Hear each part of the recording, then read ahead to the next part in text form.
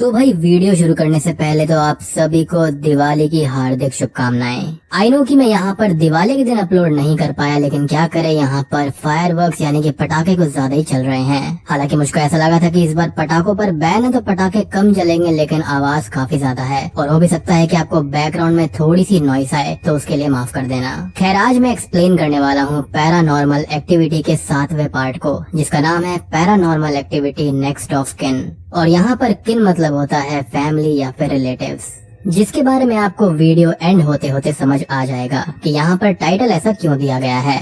और इससे पहले मैं ऑलरेडी पैरानॉर्मल एक्टिविटी के 6 पार्ट्स को एक्सप्लेन कर चुका हूँ, तो अगर आपने बाई चांस मिस कर दिया है तो जाकर जरूर देख लेना। उन सभी वीडियोस का लिंक मैं आपको नीचे डिस्क्रिप्शन में दे दूंगा।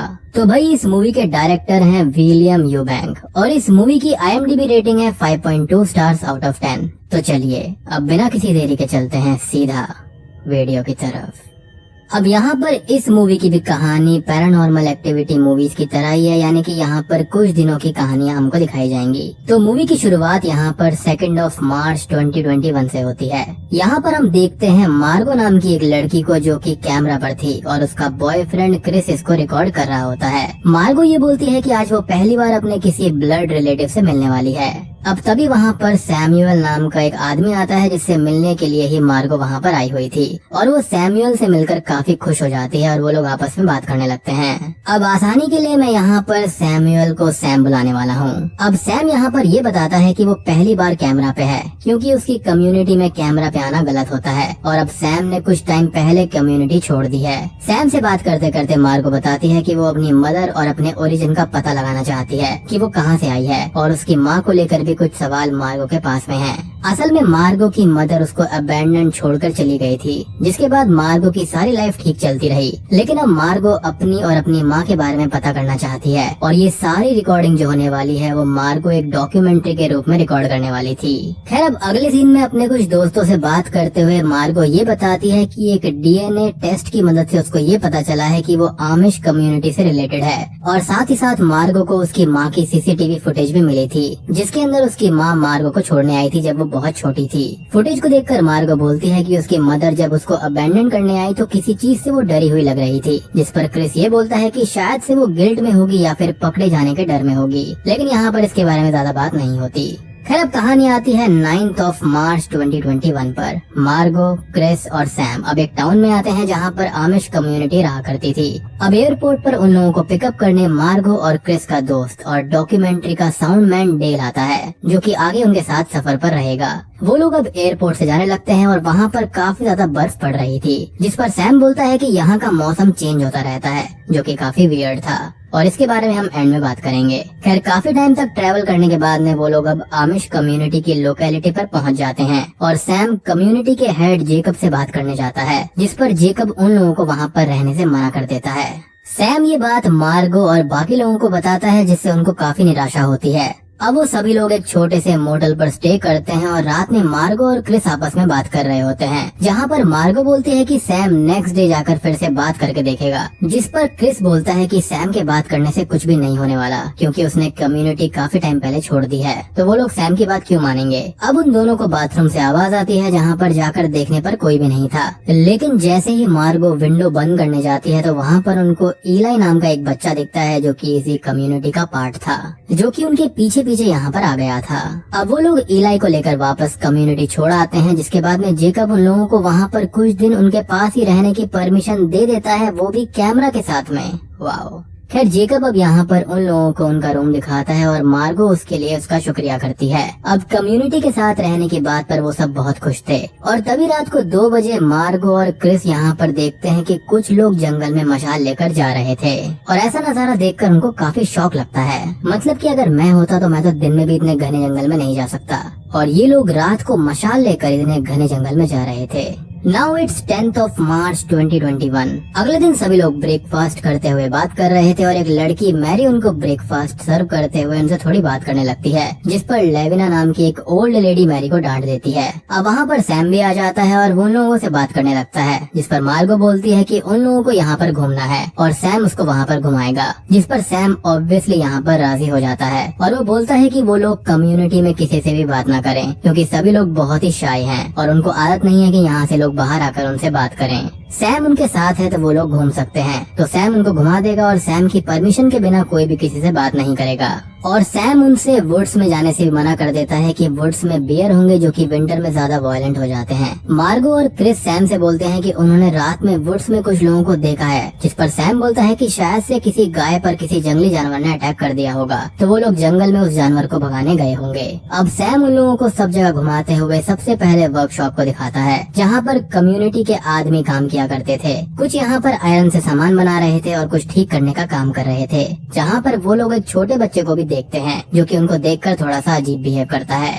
एनीवेज अब आगे जाकर वो लोग एनिमल शेड्स को भी देखते हैं, जहाँ पर बहुत सारी गाय थी, कुछ पिग्स थे और कुछ और डोमेस्टिक एनिमल्स थे। मार्गो सैम से पूछती है कि ये लोग कब से इस जगह पर रह रहे हैं, जिस पर सैम ये बोलता है कि वो लोग लगभग 200 साल से यहाँ पर हैं। मार्गो अपनी मदर के बारे में पूछती है, जिस पर सैम बोलता है कि वो भी शायद वहीं पर रहती थी जहाँ पर अभी मार्गो रह रही है। शायद से उसके ऊपर वाला कमरा या फिर उसके साइड वाला कमरा उसका था। अब एक शेड को देखते देखते मार्गो का ध्यान हट जाता है और वो रूफ के होल से नीचे गिरने ही वाली होती है, जिसको सैम बचा लेता है और बोलता है कि ऐसे होल्स वहाँ पर बहुत सारे हैं, तो वो उनसे बचकर रहें। और यहाँ पर सैम का एटीट्यूड ऐसा लगता है जैसे कि वो मार्गो को हर हालत में बचाना चाहता है, और उसके चेहरे पर टेंशन और बहुत ज्यादा ही चिंता साफ दिख रही थी। अब मार्गो बाहर टहलते हुए मैरी और उसके साथ 2 और लड़कियों से मिलती है, जिनका नाम ग्रेस और क्लारा होता है। मार्गो उनसे अपनी मदर के बारे में पूछती है, जिस पर वो लोग बोलते हैं कि उन्होंने उसकी मदर के बारे में सुना है और उसका किसी इंग्लिश मैन से अफेयर हो गया था, मतलब कि वो कम्युनिटी से बाहर वाले पर्सन से कांटेक्ट में आ गई थी। अब मार्गो यहाँ पर और बातें पूछती है, लेकिन मैरी और बाकी की 2 लड़कियाँ ये बोलती है कि उनको किसी भी मुसीबत में नहीं पड़ना है और वो लोग वहाँ से चली जाती हैं। अब अगले सीन में यहाँ पर सभी लोग डिनर कर रहे होते हैं। मार्गो बाकी लोगों से बात करके उनसे थोड़ी और घुल मिल रही थी। जेकब सभी को ग्रीट करके प्रेयर्स करवाता है और वो लोग अपना मील एंजॉय करने लगते हैं। तभी कम्युनिटी के कुछ बच्चे वहाँ पर आकर गाना गाना शुरू कर देते हैं, जिससे कि जेकब खुश होकर टेबल बजाने लगता है और सभी लोग वैसा ही करते हैं। अब मार्गो यहाँ पर काफी खुश थी क्योंकि वो अपना फैमिली टाइम एंजॉय कर रही थी और यहाँ पर उसके हाथ में कोई मोबाइल फोन या कोई टेक्नोलॉजी नहीं थी, जिसकी वजह से वो वाकई में अपनी मील को एंजॉय कर पाई थी। अब रात को रूम में क्रिस मार्गो से बोलता है कि जेकब यहाँ पर मार्गो को ही घूमता रहता है, जिस पर वो उसकी बात को इग्नोर कर देती है कि ऐसा कुछ भी नहीं है और जेकब यहाँ पर अच्छा इंसान है। अब रूम के अंदर अचानक से ही ठंड बढ़ गई थी और डेल क्रिस को जनरेटर ठीक करने के लिए बाहर भेज देता है और बाहर जाकर क्रिस जनरेटर ठीक करके लौट रहा होता है, तो हम ये देख पाते हैं कि वर्कशॉप वाली जगह से एक बच्चा ठंड में आ रहा होता है, जिसके पेरेंट्स उसको ले जाते हैं और जेकब क्रिस को बताता है कि वहाँ पर बच्चे ऐसे ही स्लीप वॉकिंग करते रहते हैं, जिसका खुलासा यहाँ पर अंत में होने वाला है।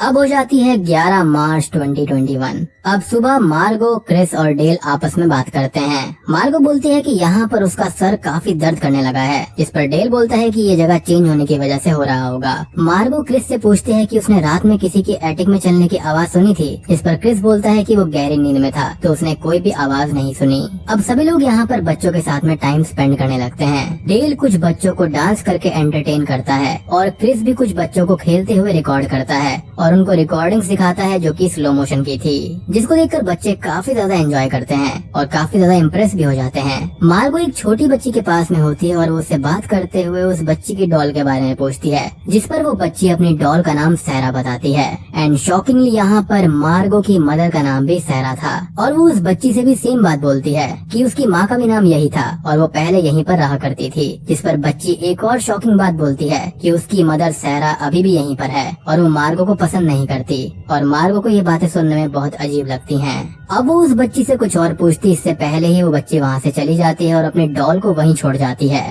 खैर रात को मार्गो की नींद टूट जाती है और वो ये बोलती है कि ये तीसरा दिन है जहाँ पर उसको एटिक पर किसी के चलने की आवाज आ रही है। मार्गो को अब रूम के डोर ओपन होने की आवाज आती है और वो डोर के पास जाती है जो कि ओपन था और वो सैरा का रूम था। काफी टाइम से अजीब आहट भी आ रही थी। मार्गो रूम से बाहर नेक्स्ट रूम में जाकर चेक करती है जहाँ पर उसको उस बच्ची की डॉल बेड पर रखी हुई मिलती है, जो कि मार्गो को क्रीपी लगता है। उस रूम में मार्गो सब जगह देखने लगती है और ड्रॉर चेक करने पर उसको एक बॉक्स मिलता है, जिसको मार्गो ओपन करके देखती है। उस बॉक्स में मार्गो की मदर सैरा की कुछ बिलोंगिंग्स थी और उनके कुछ लेटर्स थे जिनको मार्गो पढ़ने लगती है। बट तभी एक ड्रॉर नीचे गिर जाता है, किसी ने उसको गिराया हो।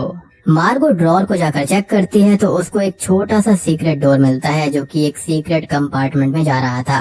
मार्गो उसके अंदर जाती है जहाँ पर थोड़ा बहुत सामान रखा हुआ था, बट वहाँ पर मार्गो को एक अजीब सी डेमोनिक पेंटिंग दिखाई देती है। बाहर रूम में जेकब आता है, जिसके आने पर मार्गो बेड के नीचे छुप जाती है और जेकब रूम के अंदर कुछ देखकर बहुत ही ज्यादा डर जाता है और रूम लॉक करके वापस चला जाता है। मार्गो जो कि अभी भी बेड के नीचे छुपी हुई थी, वो रूम में फिर से आहटों को सुनती है और अब बेड भी थोड़ा सा झुक जाता है, ऐसा कोई उस पर बैठ गया हो या फिर लेट गया हो। मार्गो बेड से बाहर निकलती है और देखती है कि वहाँ पर सिर्फ वही डॉल थी। मार्गो बाहर जाने लगती है, बट जेकब डोर लॉक करके वहाँ से चला गया था और अब मार्गो विंडो से बाहर जाने का सोचती है और तभी उसको विंडो के रिफ्लेक्शन में किसी की स्पिरिट दिखाई देती है जो कि डेमोनिक लगती है, जिससे वो काफी डर जाती है। वो पीछे मुड़कर देखती है तो रूम में कोई भी नहीं होता। और यहाँ पर अगर आप ऐसी ही और पैरानॉर्मल और डिमोनिक टाइप चीज की नॉलेज लेना चाहते हैं तो आप कुकू एफएम पर मेरी रिकमेंड करी हुई ये वाली ऑडियो हॉरर बुक जरूर सुन लेना। इस ऑडियो बुक का नाम है शैतानी अवतार। इस हॉरर ऑडियो बुक के अंदर एक माँ को ये पता चलता है कि उसके पेट के अंदर जो 9 महीने तक बच्चा पल रहा था वो एक शैतान था। तो अब वो आगे क्या करेगी, उसको मार देगी या फिर उसको रखेगी? आगे जानने के लिए इस ऑडियो बुक को जरूर सुनना। इस ऑडियो बुक का लिंक मैं आपको नीचे डिस्क्रिप्शन में दे दूंगा।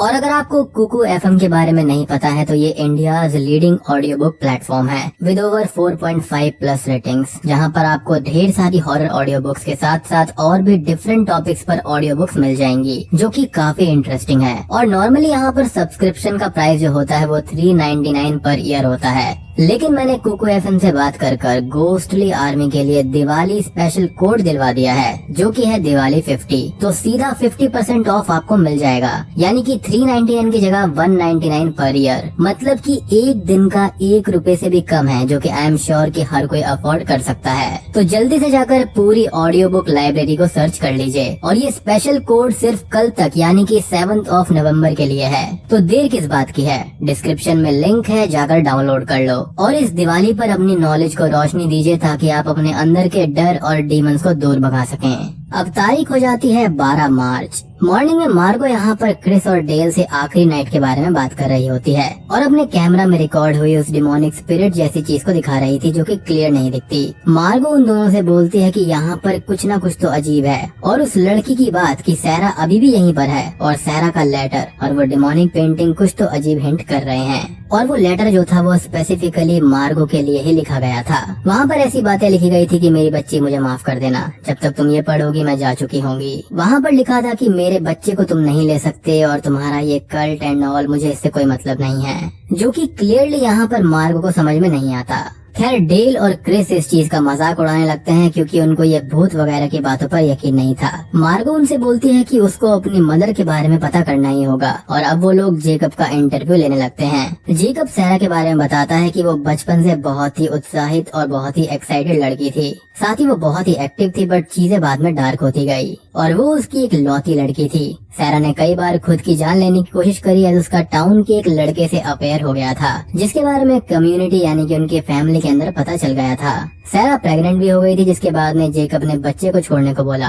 क्योंकि उस कम्युनिटी के अंदर मैरिड पर्सन बच्चा नहीं रख सकता था, जिस पर सैरा ने मना कर दिया था अपना बच्चा देने से। बेसिकली वो उस लेटर की बात को इस तरह से काउंटर करता है। उस लेटर की बात आते ही वो बोलता है कि मार्गो ही रात को एटिक में थी। मार्गो अब अपनी मदर के बारे में जानकर काफी दुखी हो गई थी और वो यहाँ पर जेकब से गुस्सा थी, लेकिन वो क्रिस से ये बोलती है कि शायद से सैरा ने सही किया कि उसको कहीं और छोड़ दिया, नहीं तो मार्गो भी अपनी जिंदगी यहीं पर काट रही होती। मार्गो ये भी बोलती है कि उस बच्ची की बात है कि सैरा अभी भी यहीं पर है, मार्गो को बार बार याद आती है और मार्गो अपनी माँ को अपने पास फील कर पा रही है। खैर अब अगले सीन में डेल अपने ड्रोन कैमरा से वुड्स की तरफ देखता है, जहाँ पर दूसरी साइड में उसको एक चर्च दिखाई देता है। मार्गो, क्रिस और डेल वहाँ पर जाते हैं। वो चर्च वहाँ पर लॉक्ड होता है, जिसको देखकर वो ये बोलते हैं कि उन लोगों ने चर्च को इतना दूर क्यों बनवाया है। खैर तभी वहाँ पर डेल उस दरवाजे को चोरी चुपके से खोल देता है। जहाँ पर वो अंदर जाने ही वाले थे कि तभी जेकब वहाँ पर आकर उनको रोक देता है और उनसे बोलता है कि चर्च एक पवित्र जगह है और वहाँ पर वो उनके परमिशन के बिना नहीं जा सकते और न ही कोई भी कैमरा अंदर जाएगा।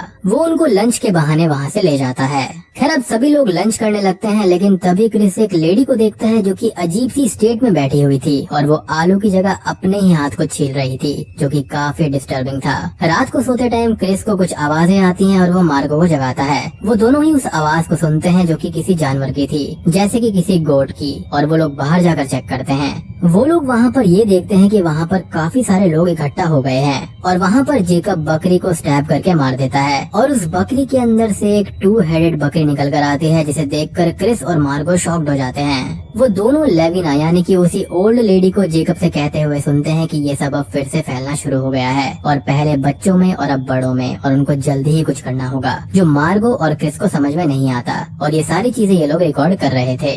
कुछ लोग उस गोट को और उसके फ्लैश को एक बैग में भर कर ले जाते हैं और मार्गो और क्रिस उनका पीछा करते हुए देखते हैं कि वो लोग उन बैग्स को उसी चर्च में लेकर जा रहे थे, जिस पर मार्गो और क्रिस को कुछ भी समझ में नहीं आता, क्योंकि चर्च के अंदर ये सब नहीं होता है।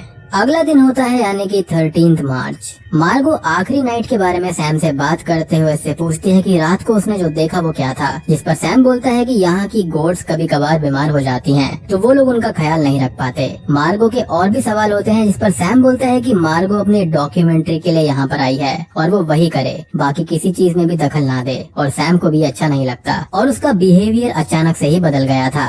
मार्गो डेल से बात करती है कि उसको अपनी मदर और बाकी चीजों के बारे में चर्च से ही आंसर्स मिलने वाले हैं, तो वो चर्च जाएगी, जिसके लिए यहाँ पर सैम को डिस्ट्रैक्ट करना होगा। और सैम को डिस्ट्रैक्ट करने का काम यहाँ पर डेल को मिलता है और एक हॉर्स की मदद से वो सैम को डिस्ट्रैक्ट कर देता है। अब मार्गो क्रिस के साथ उसी चर्च में जाती है और वो जगह उन लोगों को किसी चर्च जैसी नहीं लगती, बल्कि उनको ऐसा लगता है कि जैसे कि वहाँ पर किसी का सैक्रिफाइस किया जाता हो। जमीन पर उन लोगों को बहुत सारी पेंटिंग्स दिखाई देती हैं, जिसके अंदर एक पेंटिंग सेम वैसी ही थी जैसा कि मार्गो ने एटिक में देखी थी। वहाँ पर उन सारी पेंटिंग्स पर कुछ बातें लिखी हुई थी जो उन लोगों को समझ में नहीं आती, जैसे कि उस डिमोनिक पेंटिंग पर एस्मोडियस लिखा हुआ था। अगली पेंटिंग पर लिखा हुआ था वी मस्ट स्टे विजिलेंट, यानी कि careful, for the fear of evil spread among us. The young and the weak will suffer first. जो कि यहाँ पर क्लियरली डेविल वर्शिपिंग और सैक्रिफाइस को दर्शाता है। अब उन लोगों को चर्च के फ्लोर पर रखी हुई चीज के पास में ब्लड दिखाई देता है और टेबल को हटाने पर वो एक बड़ी सी गुफा को देखते हैं, या फिर कहें एक होल को। उस होल के पास बहुत सा ब्लड था, जिसको देखकर मार्गो बोलती है कि ये लोग यहाँ पर कोई धार्मिक रीति रिवाज करते होंगे। नो गर्ल, ऐसा कुछ भी नहीं होता। खैर तभी वहाँ पर मार्गो को पास में ही एक रोप और क्लाइंबिंग टूल्स मिलते हैं और उसको ऐसा लगता है कि ये लोग उसी से नीचे जाया करते हैं। वो डिसाइड करती है कि वो उस केव यानी कि उस होल के अंदर जाएगी। क्रिस उसको मना करता है, बट मार्गो क्रिस को मना लेती है। मार्गो अब नीचे जाने लगती है और उसको नीचे बहुत से क्रॉस लगे हुए मिलते हैं और नीचे जाने पर एक अजीब सी स्मेल उसको आती है और ये होल काफी ज्यादा गहरा था। जब मार्गो और नीचे जाती है तो उसको एक रूम जैसी जगह दिखाई देती है और उसके अंदर उन गोट्स का फ्लैश पड़ा हुआ था। अब नीचे यहाँ पर मार्गो को काफी डर लगने लगता है, क्योंकि वहाँ पर अजीब सी आवाजें आती हैं और उसको ऐसा लगता है कि जैसे उसकी तरफ कोई आ रहा हो, और वो काफी ज्यादा डेस्परेशन में क्रिस को बोलती है कि वो उसको वापस खींचे और क्रिस ऐसा ही करता है। खैर अगले सीन में अब वो लोग आपस में उस केव के बारे में बात करते हैं। साथ ही वहाँ पर एक अजीब सी आवाज भी आई थी, जिसको वो लोग ध्यान से सुनते हैं, जो कि किसी एनिमल जैसी लग रही थी, लेकिन काफी स्ट्रेंज थी। वो लोग यहाँ पर कुछ भी समझ नहीं पाते कि कम्युनिटी के लोग आखिर किस जानवर को यहाँ पर कैद कर रखते हैं और ऐसा क्यों, और उसको गोट्स खिलाने का क्या मतलब है। 14 मार्च 2021 सुबह सुबह मार्गो देखती है कि क्रिस और डेल उनकी वैन को ठीक करने का ट्राई कर रहे हैं, वो काफी दिन से बंद पड़ी थी। मार्गो अब जेकब के रूम में जाती है और वहाँ पर वो सब जगह देखने लगती है कि कोई सुराग या फिर क्लू उसको मिल जाए कि आखिर यहाँ पर चल क्या रहा है। और मार्गो को उधर एक क्लोजेट मिलता है, जिसकी की को ढूंढकर मार्गो उसके अंदर देखती है तो शॉकिंगली वहाँ पर लैपटॉप, वाईफाई, वेबकैम एटसेट्रा थे, जबकि एक कम्युनिटी इन सब चीजों का इस्तेमाल ही नहीं करती थी। खैर तभी मार्गो लैपटॉप को चेक करने लगती है, जिसके बाद उसके होश उड़ जाते हैं, क्योंकि उस लैपटॉप में मार्गो के बारे में हर एक डिटेल थी और पिछले 1 साल से वहाँ पर ईमेल्स ट्रांसफर हो रहे थे और जेकब यहाँ पर मार्गो को बहुत पहले से ही ट्रैक कर रहा था और ये ईमेल्स किसी और को नहीं बल्कि सैम को ही भेजे गए थे। जी हाँ, अब अचानक से ही रूम के अंदर जेकब आ जाता है, जिससे बचते हुए मार्गो बाहर आ जाती है। बाहर जाकर मार्गो क्रिस से बात करती है और उसको सब बताती है कि सैम ने कम्युनिटी नहीं छोड़ी थी, बल्कि वो प्लानिंग से मार्गो के पास में आया था और यहाँ के लोग मार्गो को बहुत पहले से ही ट्रेस कर रहे थे। अब उन सब का मेन इंटेंशन क्या है ये तो मार्गो को समझ में नहीं आता, लेकिन मार्गो यहाँ पर बहुत ही ज्यादा परेशान हो जाती है और वो वहाँ पर एक पल भी रुकना नहीं चाहती थी। क्रिस उसको बोलता है कि वो दूसरे ही दिन यहाँ से निकल जाएंगे एनी हाउ वैन ठीक करके। अब रात को सोते टाइम मार्गो को डोर पर बहुत ज्यादा आवाजें आती हैं, जिससे मार्गो बहुत डर जाती है और वो डेल और क्रिस को जगाने की कोशिश करती है, लेकिन वो नहीं जागते क्योंकि इस कम्युनिटी ने उनके खाने में या फिर उनके ड्रिंक के अंदर कुछ मिला दिया था। अब मार्गो डोर पर जाकर देखती है तो कोई चीज उस पर अटैक कर देती है, जिससे कि मार्गो बहुत डर जाती है। वो काफी ज्यादा वाइल्ड आवाज करती है और अब कोई मार्गो को खींच लेता है और ऊपर सीलिंग पर फेंक देता है और ये पैरानॉर्मल एक्टिविटी का सिग्नेचर मूव है। खैर अब अगला दिन आता है जो कि है 15 मार्च 2021। सुबह हम मार्गो को देखते हैं जो कि अजीब सी स्टेट में थी और वो बहुत ही ज्यादा ब्लीड कर रही थी, जिसे देखकर डेल और क्रिस डॉक्टर को बुलवाते हैं। डॉक्टर बोलता है कि मार्गो का मेंस्ट्रुअल साइकिल काफी ज्यादा स्ट्रांग है, जिस वजह से ब्लीडिंग हुई होगी, जो कि काफी वियर्ड था क्योंकि ऐसा कुछ भी नहीं होता। डेल और क्रिस को यहाँ पर ये अजीब लगता है। इनफैक्ट वो डॉक्टर को ये भी बोलते हैं कि तुम डॉक्टर हो भी या फिर नहीं, और उनका ये कहना था कि वो उसको हॉस्पिटल लेकर जाएंगे, लेकिन ये डॉक्टर जो कि डॉक्टर है या फिर नहीं, वो ये बोलता है कि उसको थोड़ी देर आराम करना चाहिए और अगर उसको आराम नहीं आता तो फिर वो उसको हॉस्पिटल लेकर जाएंगे। खैर क्रिस और डेल वैन की बैटरी लेने के लिए जा रहे होते हैं पास के ही टाउन में, जो कि थोड़ी दूर था, और वो लोग एक आदमी या फिर एक मेल मैन से लिफ्ट लेते हैं। खैर वो उस आदमी से आमिश कम्युनिटी के बारे में बात करते हैं और उनको उस आदमी से एक बहुत ही शॉकिंग बात पता चलती है कि वो लोग जिनके साथ में रह रहे हैं वो आमिश कम्युनिटी है ही नहीं, बल्कि वो तो बेलर्स हैं। आमिश यहाँ पर रहते हैं काफी जगह पर। आमिश लोगों के बहुत सारे परिवार भी वहाँ पर हैं, लेकिन जिन पर्टिकुलर लोगों के साथ में वो रह रहे हैं वो आमिश नहीं है, और इस चीज से उनकी हर तरह की घंटियां बजने लगती हैं क्योंकि यहाँ पर बहुत ही बड़ी गड़बड़ थी। डेल और क्रिस को ये सुनकर काफी शौक लगता है और बैटरी शॉप में पहुंचकर वो लोग इंटरनेट पर उस एस्मोडियस का मतलब देखते हैं। इंटरनेट पर उनको एक शॉकिंग चीज पता चलती है कि एस्मोडियस डीमन प्रिंस है, जो कि लस्ट, डिस्ट्रैक्शंस और गुस्से को कॉज करता है, लोगों को आपस में लड़ाता है, जैसे कि घर के लोग पड़ोसी एक दूसरे के खून के प्यासे हो जाते हैं। खैर वो तो अभी भी हैं। अस्मोडियस यहाँ पर 9 हेल्स को रूल करता है, जिसने यहाँ धरती पर आकर काफी तबाही मचाई है, वो भी एक पर्टिकुलर विलेज में। अब उससे बचने का तरीका इस विलेज के लोगों ने ढूंढा, यानी कि बेलर्स ने। वो लोग डेस्परेशन में एक व्हाइट विच के पास में गए तो उसने एक लड़की को एक होली वेसल की तरह इस्तेमाल किया इस डीमन को उस लड़की के अंदर स्टोर करने के लिए, ताकि उसकी पवित्रता से ये डीमन जो है कमजोर हो जाएगा और उसी की बॉडी के अंदर रहेगा, और ये कैद करने का सिलसिला डॉटर टू डॉटर चलता रहता है। डेल और क्रिस ये सब जानकर बहुत ही ज्यादा परेशान हो गए थे और वो जल्दी से जल्दी घर पहुंचते हैं। डेल वैन में बैटरी फिट करने लगता है और क्रिस मार्गो को लेने अंदर जाता है, जहाँ पर उसको मार्गो कहीं पर भी नहीं मिलती। सब लोग अपने अपने डोर्स को लॉक करके घरों में बंद हो रहे थे। क्रिस को यहाँ पर सैम दिखाई देता है, जो कि अजीब सी भाषा बोल रहा था, और वो ये कहता है कि आज जब तक बेल रिंग हो रही है तब तक क्रिस खुद को बंद करके रखेगा, और इतना कहकर सैम वहाँ से भाग जाता है। क्रिस उसका पीछा करते हुए चर्च तक पहुँच जाता है और वहाँ पर उसको वो केव खुली हुई मिलती है जिसके अंदर ये मार्गो को डाला गया था। क्रिस को जेकब गन पॉइंट पर रोक लेता है और वो क्रिस को बोलता है कि क्रिस किसी चीज को भी ना रोके, और अगर उसने रोकने की कोशिश करी तो इस धरती पर ऐसी तबाही मचेगी कि उसको कोई रोक नहीं पाएगा। जेकब तभी क्रिस पर अटैक कर देता है, बट क्रिस समहाउ खुद को बचा लेता है और जेकब को केव में गिरा देता है, जिससे कि जेकब की जान चली जाती है। क्रिस अब केव के अंदर जाता है, जहाँ पर उसको मार्गो मिल जाती है, जिसके पास में एक लेडी बैठी हुई थी और वो उस पर रिचुअल कर रही थी, लेकिन क्रिस उसको रोककर मार्गो को जगाकर वहाँ से ले जाने लगता है। और दोस्तों यहाँ पर खुलते हैं असली पत्ते। तभी वहाँ पर हम देखते हैं एक अजीब से क्रीचर को, जो कि ह्यूमन फॉर्म में था, और ये कोई और नहीं बल्कि मार्गो की मदर सैरा की बॉडी में अस्मोडियस था। जी हाँ, तो यहाँ पर वो जो विलेजर्स थे वो ये बेलर्स थे, और यहाँ पर वो जो प्योर ब्लड लाइन की लड़कियां थी वो कोई और नहीं बल्कि यहाँ पर जेकब की ब्लड लाइन थी। यानी कि यहाँ पर सैरा ने, उसकी मदर ने ये सब किया था, और वो अस्मोडियस के लिए एक वेसल बनी थी ताकि अस्मोडियस यहाँ से बाहर ना जा पाए। गाँव के अंदर जो भी स्ट्रेंज फिनोमेना हो रहे थे वो ये थे कि यहाँ पर सैरा की बॉडी कमजोर पड़ रही थी और अस्मोडियस उसको अंदर से खत्म कर रहा था, जिसके लिए ही इनको मार्गो की बॉडी की जरूरत थी। यानी कि ये लड़कियां स्पेशल हैं और इनको अपना सैक्रिफाइस देना होता है, उनको जिंदगी भर के लिए इसी केव में रहना होता है अस्मोडियस डीमन के साथ में। और यहाँ पर हमने जेकब के घर के अंदर जिसकी प्रेजेंस फील की थी वो कोई और नहीं बल्कि अस्मोडियस डीमन था। अब आपको याद होगा कि मार्गो की मेंस्ट्रुअल साइकिल जो थी वो काफी स्ट्रांग हो गई थी और वहाँ पर काफी सारा ब्लड भी था। तो यहाँ पर इस डीमन ने उसको मार्क कर दिया था एज अ वेसल, कि वो उसको एक वेसल के रूप में ले लेगा और उसकी बॉडी में रहेगा काफी सालों तक। गांव के अंदर बकरियों का मरना, 2 हेड वाली बकरी का पैदा होना, बच्चों का नींद में चलना और यहाँ पर उस बूढ़ी औरत का खुद को छीलना, यही सब दर्शाता है कि अस्मोडियस यहाँ पर आजाद होने लगा था और सैरा की बॉडी यहाँ पर वीक पड़ने लगी थी और इसलिए ही इनको मार्गो की जरूरत थी।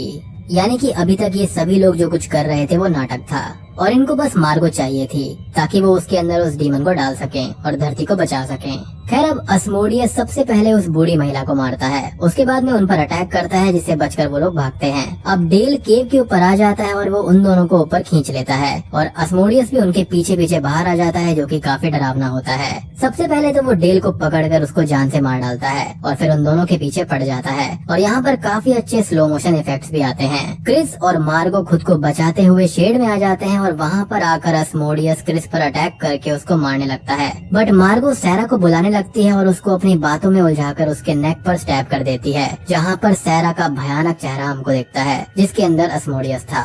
अब इस स्टैब से तो उसको कुछ भी नहीं होता, लेकिन यहाँ पर मार्गो उसको ऊपर उसी होल से नीचे गिरा देती है। अब उनको ऐसा लगता है कि वो मर गया है, लेकिन सब जगह उन लोगों को स्क्रीमिंग की आवाज आने लगती है और वो लोग वैन के पास में जाते हैं, जहाँ पर उनको याद आता है कि कीज तो डेल के पास में है। डेल के पास वापस आने पर वो लोग कीज निकालकर वापस जाने लगते हैं। तो अब वो लोग ये देखते हैं कि गांव के सभी लोग पागल होकर एक दूसरे को मार रहे हैं, सारे एनिमल्स भी मरे पड़े हैं। क्रिस और मार्गो वैन में बैठ जाते हैं और कुछ लोग उन पर भी अटैक कर देते हैं, बट वो लोग खुद को बचाते हुए वहाँ से भाग जाते हैं और यहाँ पर मार्गो आखिर में बहुत तेज चिल्लाती है, क्योंकि अभी भी शौक में थी कि यहाँ पर हुआ क्या है, क्योंकि उनको ये डीमन वाली बात हजम ही नहीं हो रही थी और डेल भी यहाँ पर मारा जा चुका था। अब शायद से आपको यहाँ पर ऐसा लगेगा कि वो डीमन मर गया है क्योंकि सैरा की बॉडी खत्म हो गई, लेकिन ऐसा बिल्कुल भी नहीं है। मूवी के आखिरी सीन में हम पुलिस ऑफिसर्स को उस जगह पर आता हुआ देखते हैं और एक ऑफिसर शेड के अंदर जाता है जहाँ पर उसको सैम मिलता है, जिसको अस्मोडियस ने पजेस कर लिया था। असल में यहाँ पर सीन ये था कि अस्मोडियस किसी की भी बॉडी को पजेस करके बाहर जा सकता है, लेकिन उसको कमजोर करने के लिए और यहाँ पर कैप्चर करने के लिए जेकब की ब्लड लाइन की लड़कियों की जरूरत थी, जिसका सजेशन यहाँ पर व्हाइट विच ने दिया था। खैर, सैम के अंदर के अस्मोडियस के इशारे पर वो ऑफिसर खुद को ही शूट कर लेता है। बाहर भी सैम जिसको देखता है वो खुद को जान से मार देता है और अब सैम पुलिस ऑफिसर की कार को लेकर वहाँ से बाहर भाग जाता है। मतलब कि अब अस्मोडियस डीमन धरती पर तबाही मचाने के लिए तैयार है और बूम, ये मूवी यहीं पर खत्म हो जाती है। तो दोस्तों, ये थी paranormal activity next of kin movie की कहानी, यानी कि पैरानॉर्मल एक्टिविटी पार्ट 7। अब बात करें यहाँ पर ये मूवी है कैसी, तो ओवरऑल मूवी ठीक है, लेकिन यहाँ पर ये पैरानॉर्मल एक्टिविटी जैसी नहीं लगती। यानी कि जो फाउंड फुटेज स्टाइल होता है ना, वो काफी ज्यादा कम दिखाया गया है। स्टिल कैमरा ज्यादा है यहाँ पर, जो कि कुछ लोगों के लिए सही भी हो सकता है और कुछ के लिए अलग हो सकता है, क्योंकि पैरानॉर्मल एक्टिविटी का जो मार्क है यहाँ पर उससे काफी अलग है और ये बिल्कुल स्टैंड अलोन मूवी है। इसके लिए आपको पहले के पार्ट्स देखने की ज्यादा जरूरत है नहीं, क्योंकि कहानी जो है वो बिल्कुल ही डिफरेंट है। यहाँ पर कुछ भी यहाँ पर जुड़ता हुआ नहीं मिलता, लेकिन यहाँ पर मुझको एक हिंट मिला है जो कि काफी ज्यादा शॉकिंग है। तो अब अगर हम डीमन अस्मोडियस की बात करें तो यहाँ पर एक बुक ऑफ टोबिट है जिसके अंदर इस डीमन के बारे में बताया गया है, और अगर हम टोबिट के बाद का टी हटा दें तो यहाँ पर निकल कर वर्ड आता है टोबी। जी हाँ, और जिन्होंने पैरानॉर्मल एक्टिविटी 1 to 6 देखी होगी उनको पता होगा कि यहाँ पर मेन डीमन जो है वो टोबी ही है। यहाँ पर जितनी भी लड़कियाँ थी वो सभी टोबी का ही नाम लिया करती थी और टोबी सभी लड़कियों को ही मार्क किया करता था, और वहाँ पर भी विचेस के कवन के बारे में बात करी गई थी। तो क्या ऐसा हो सकता है कि ये सब उन्हीं विचेस ने शुरू किया हो? जैसे कि यहाँ पर एक व्हाइट विच थी, ऐसे ही कुछ इविल विचेस भी हो सकती हैं। और यहाँ पर हम टाइम ट्रेवल का भी काम देख चुके हैं, तो हो सकता है कि यही टोबी डीमन हो सकता है। ये थोड़ी सी इंटरेस्टिंग इन्फॉर्मेशन थी तो मैंने सोचा आपके साथ में शेयर कर देता हूँ। लेकिन अगर इस चीज को हटा दिया जाए तो यहाँ पर पिछली मूवी से कोई भी लिंक आपस में नहीं है। एंड मैं बात करूँ अपने पर्सनल ओपिनियन के बारे में तो मेरे हिसाब से ये मूवी ठीक ठाक थी। लाइक यहाँ पर पहले 1 घंटा जो था वो काफी बोरिंग था और काफी स्लो था। उसके बाद में थोड़ी सी मूवी पिकअप लेती है, और जब यहाँ पर उस छोटी बच्ची ने ये कहा था कि सैरा अभी भी यहीं पर है, तो वहाँ से 2 चीजें मुझको समझ में आई थी कि या तो सैरा मर चुकी है और उसकी स्पिरिट यहाँ पर सभी बच्चों को दिखाई देती है, या फिर उसको कहीं पर कैद कर रखा गया है। तो अगर आप इस पार्ट को डायरेक्टली देखेंगे और अगर आपने पैरानॉर्मल एक्टिविटी के पहले 6 पार्ट्स को नहीं देखा है तो आप इसको एंजॉय कर सकते हैं। लेकिन अगर आपने पैरानॉर्मल एक्टिविटी के पहले 6 पार्ट्स को देखा होगा तो आप आपकी एक्सपेक्टेशंस उतनी फुलफिल नहीं होंगी, क्योंकि आप ये एक्सपेक्टेशन लेकर बैठेंगे कि आपको पिछली मूवीज के सवालों के जवाब मिलेंगे, लेकिन यहाँ पर ऐसा कुछ होगा नहीं। लेकिन हाँ, यहाँ पर वो जो टोबिट वाली बात थी वो मैंने आपको बता दी है, जो कि काफी इंटरेस्टिंग मुझे लगी है। तो दोस्तों, वीडियो पसंद आई हो तो लाइक कर देना, चैनल पर नए हैं तो सब्सक्राइब कर दीजिए। तो मैं आप सबको मिलता हूँ अगली वीडियो के साथ में, तब तक के लिए